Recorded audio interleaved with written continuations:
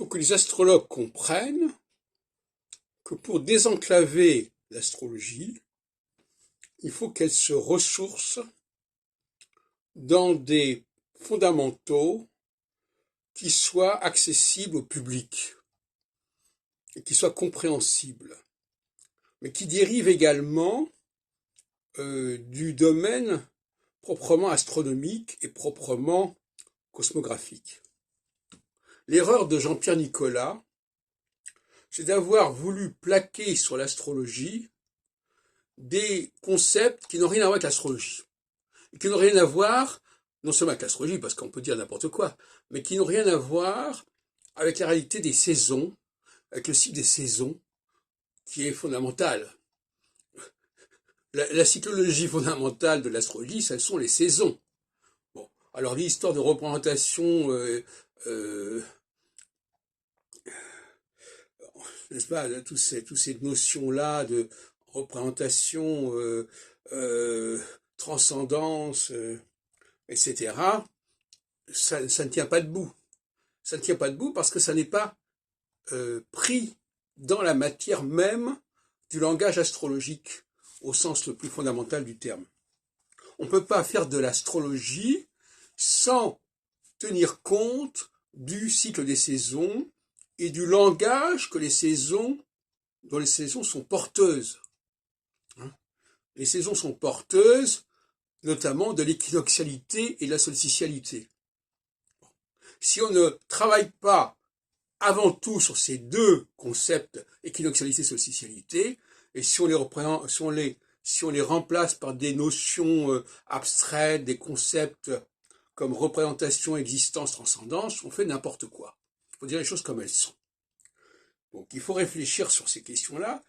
De même que le travers, c'est aussi de croire qu'on peut travailler sur les symboliques planétaires, sur les symboliques zodiacales, comme étant le nec plus ultra de l'astrologie.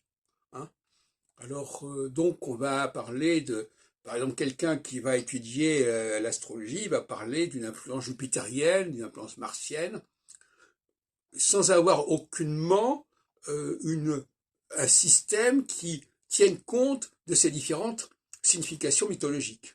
C'est ce qu'a voulu faire à sa façon Nicolas, mais bon, ça ne tient pas debout, puisqu'il a, comme je viens de le dire à l'instant, il a voulu traduire ces notions mythologiques en un langage, je ne sais pas d'où il l'a sorti d'ailleurs, représentation, existence, transcendance. Et donc, il ne s'agit pas non plus de rester sur le 12, comme l'a fait Nicolas. Il n'y a aucune raison de diviser en 12 le cycle des planètes. Il faut rester sur le 4.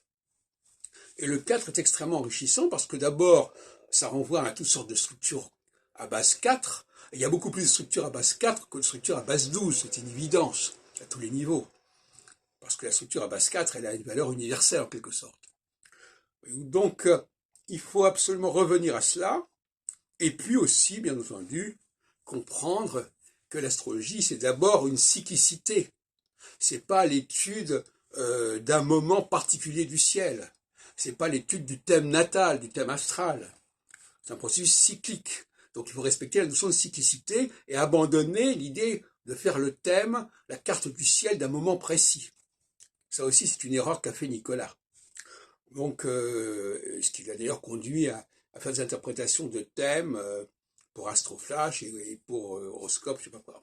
Et donc, voilà, donc il faut revenir aux fondamentaux et réfléchir sur qu'est-ce que c'est que l'équinoxialité, qu'est-ce que c'est que la solsticialité, en comprenant d'ailleurs que l'équinoxialité printemps et automne, ça revient à peu près au même, tout comme la solsticialité hiver, été, c'est à peu près la même chose. Donc on a une binarité fondamentale et on a une division par 4 des cycles, ou par 8 si on veut, parce qu'effectivement, au centre de chaque période, il y a un point majeur.